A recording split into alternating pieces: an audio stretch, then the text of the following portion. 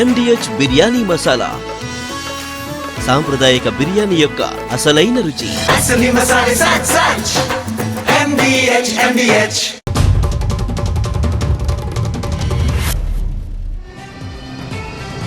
ఇవాళ తెలంగాణ కేబినెట్ భేటీ జరగనుంది. మధ్యాహ్నం 3 గంటలకు సీఎం రేవంత్ రెడ్డి అధ్యక్షతన జరిగే సమావేశంలో రాజీవ్ యువ వికాసం, వానాకాలం పంటలు, ఇందిరమ్మ ఇళ్లు, భూభారతిపై సమీక్ష జరగనుంది.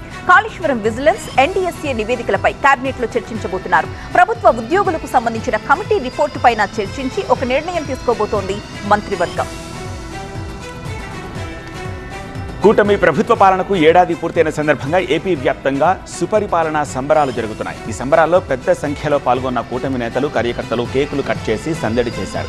మంగళగిరి జనసేన కేంద్ర కార్యాలయం ఆవరణలో వీర మహిళలు ముగ్గులు వేసి బాణాసంచా కాల్చి వేడుకలు చేసుకున్నారు. ఏపీలో రాక్షస పాలనకు చరమగీతం పాడి ఏడాది పూర్తయిందన్నారు సంబరాల్లో పాల్గొన్న మంత్రి కందుల దుర్గేష్.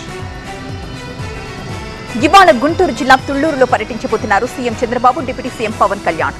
అనంతవరంలో ప్రపంచ పర్యావరణ దినోత్సవ కార్యక్రమంలో పాల్గొంటారు. పర్యావరణ దినోత్సవం సందర్భంగా వన మహోత్సవం నిర్వహిస్తున్న ఏపీ ప్రభుత్వం రాష్ట్ర వ్యాప్తంగా 5 కోట్ల మొక్కలు నాటే కార్యక్రమానికి శ్రీకారం చుట్టింది.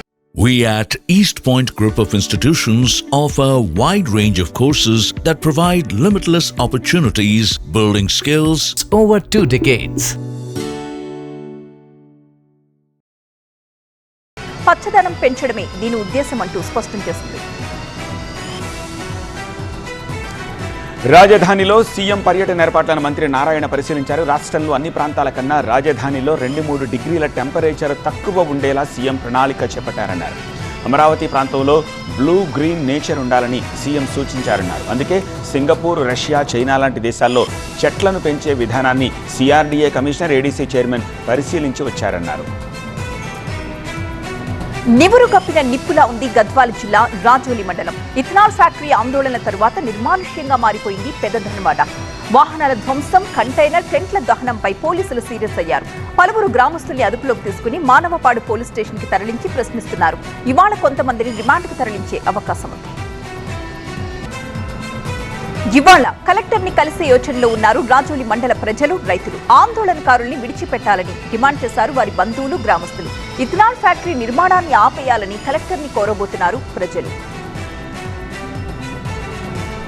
హైదరాబాద్ ఆల్వాల్ చినరాయుని చెరువులో వెలసిన అక్రమ నిర్మాణాలపై హైడ్రా కొరడా ఝళిపించింది.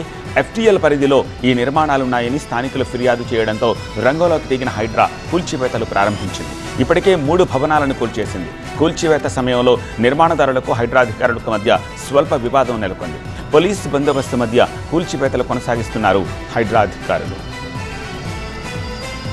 మచిలీపట్నం మంగినపూడి సముద్ర తీరంలో బీచ్ ఫెస్టివల్ జరగనుంది. ఇవాటి నుంచి 4 రోజుల పాటు ఈ వేడుకలు జరుగుతాయి. ఫెస్టివల్ కి విస్తృత స్థాయిలో ఏర్పాట్లు చేశారు అధికారులు. 60 అడుగుల ఎత్తులో అమరావతి అసెంబ్లీ నమూనాతో ఏర్పాటు చేసిన గేట్వే ఆఫ్ అమరావతిని ఆవిష్కరిస్తారు.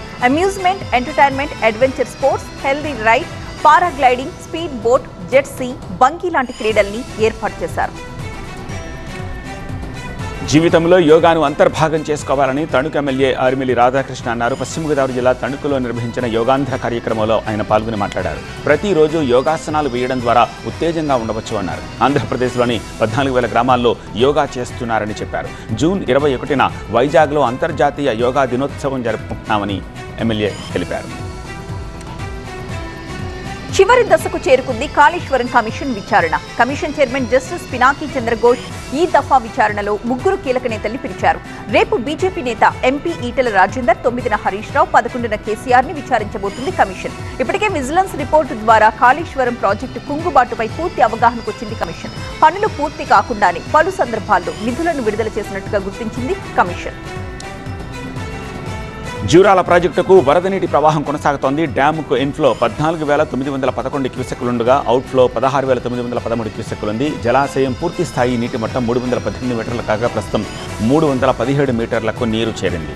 పూర్తి స్థాయి నీటి నిల్వ 9.6 టీఎంసీలు కాగా ప్రస్తుతం 8.2 టీఎంసీల నీరు నిల్వ ఉంది. ఎగువ దిగువ జూరాల జల విద్యుత్ కేంద్రాల్లో విద్యుత్ ఉత్పత్తి కొనసాగుతోంది.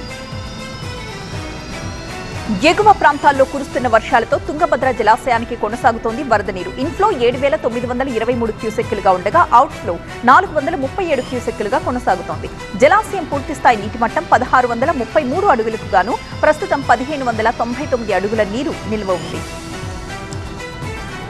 శ్రీశైలం జలాశయానికి వరద ప్రవాహం కొనసాగుతోంది. సుంకేశ్వరం నుంచి 2,231 క్యూసెక్కులు, జూరాల నుంచి 16,823 క్యూసెక్కుల నీరు వస్తోంది. డ్యాంకు మొత్తంగా ఇన్ఫ్లో 19,054 క్యూసెక్కులు వస్తూ ఉంటే అవుట్ఫ్లో మాత్రం ఏమీ లేదు. డ్యాం పూర్తిస్థాయి నీటి మట్టం 885 అడుగులు కాగా ప్రస్తుతం 835 అడుగులకు నీరు చేరింది.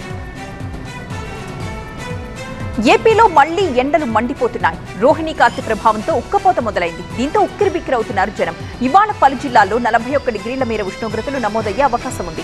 రాగల 2 రోజుల్లో గరిష్ట ఉష్ణోగ్రతలు 3 డిగ్రీల మేర పెరిగే అవకాశం ఉంది. ఉమ్మడి విజయనగరం, ఉభయ గోదావరి, కృష్ణా జిల్లాల్లో 41 డిగ్రీల వరకు ఉష్ణోగ్రతలు రికార్డ్ అయ్యే ఛాన్స్ ఉంది. బాపట్ల, పల్నాడు జిల్లాల్లోని కొన్ని చోట్ల తేలికపాటి నుండి మోస్తరు వర్షాలు కురిసే వీలుంది. నైరుతి రుతుపవనాలు మందకొడిగా సాగుతుండటంతో తెలంగాణలో ఉష్ణోగ్రతలు పెరుగుతున్నాయి. ఇవాళ రేపు తెలంగాణలోని కొన్ని జిల్లాల్లో అక్కడక్కడ గంటకు 30 నుంచి 40 కిలోమీటర్ల వేగంతో ఈదురు గాలులు వీస్తాయని, మోస్తరు వర్షం కురిసే అవకాశం ఉందని ఐఎండీ చెప్తోంది. రాగల 4 రోజులు స్వల్పంగా ఉష్ణోగ్రతలు పెరగనున్నాయని వాతావరణ కేంద్రం తెలిపింది. తిరుమలలో భక్తుల రద్దీ కొనసాగుతోంది. శ్రీవారి సర్వదర్శనం కోసం 16 గంటల సమయం పడుతోంది. 25 కంపార్ట్మెంట్లలో వేచి ఉన్నారు భక్తులు. నిన్న శ్రీవారిని 78,288 మంది భక్తులు దర్శించుకున్నారు.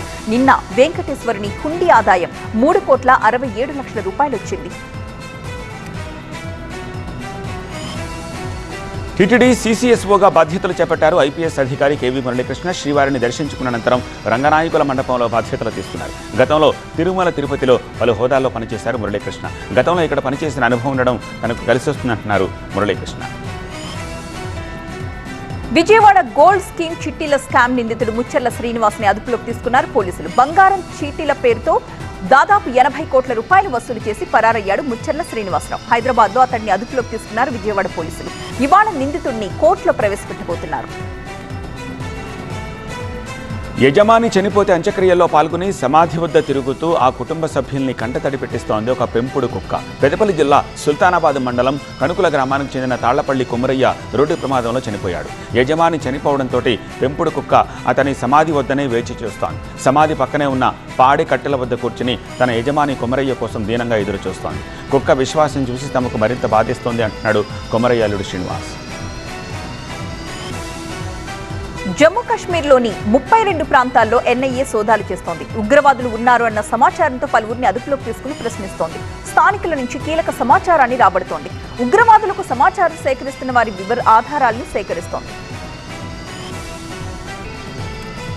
మహేష్ హీరోగా నటిస్తున్న సినిమా SSMB 29 రాజమౌళి దర్శకత్వం వహిస్తున్నారు. ఈ నెల 9 నుంచి హైదరాబాద్ లో భారీ షెడ్యూల్ ప్లాన్ చేస్తున్నారు మేకర్స్. మహేష్ తండ్రి కోసం నానా పటేకర్ ని రాజమౌళి సంప్రదించారని, ఆయన తిరస్కరించారని నార్త్ లో వార్తలు వైరల్ అవుతున్నాయి. Jagadeka Veerudu Athiloka Sundari re release movie lovers కి మంచి గిఫ్ట్ అన్నారు జాన్వీ కపూర్. శ్రీదేవి చాలా క్యూట్ గా కనిపించారన్నారు. ఏంజెల్ లాగా, ఫెయిరీ ప్రిన్సెస్ లాగా అనిపించారని చెప్పారు. మెగాస్టార్ స్వాగ్ కి mesmerise అయ్యానన్నారు. Jagadeka Veerudu Athiloka Sundari denim jacket ధరించిన పిక్స్ ని షేర్ చేశారు జాన్వీ. స్టేడియంలోకి ఒక్కసారిగా దూసుకు వెళ్లడానికి అభిమానులంతా పోటీ పడ్డారు. గోడలు, గేట్లు ఎక్కి స్టేడియంలోకి వెళ్లడానికి ప్రయత్నించడంతో అక్కడ గందరగోళం నెలకొంది. పోలీసులు కంట్రోల్ చేయడానికి ప్రయత్నించినప్పటికీ అప్పటికే పరిస్థితి అదుపు తప్పిపోయింది. తొక్కిసలాటలో ఊపిరాడక కొంతమంది, గాయపడి మరికొంతమంది ఇలా చిన్నస్వామి స్టేడియం పరిసరాల్లో ఆర్తనాదాలు, హాహాకారాలు కనిపించాయి. ఫ్రీ టికెట్స్ ఇస్తున్నారు అన్న వదంతులే ఈ తొక్కిసలాటకు కారణం అంటున్నారు. అభిమానులు పోటెత్తిన సమయంలోనే చిన్నపాటి వర్షం కూడా పడింది.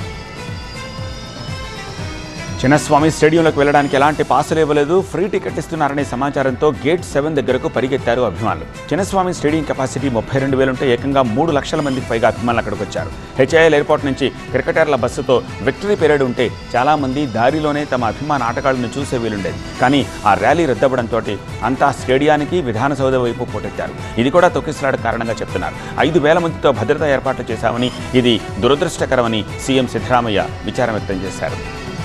MDH బిర్యానీ మసాలా, సాంప్రదాయక బిర్యానీ యొక్క అసలైన రుచి.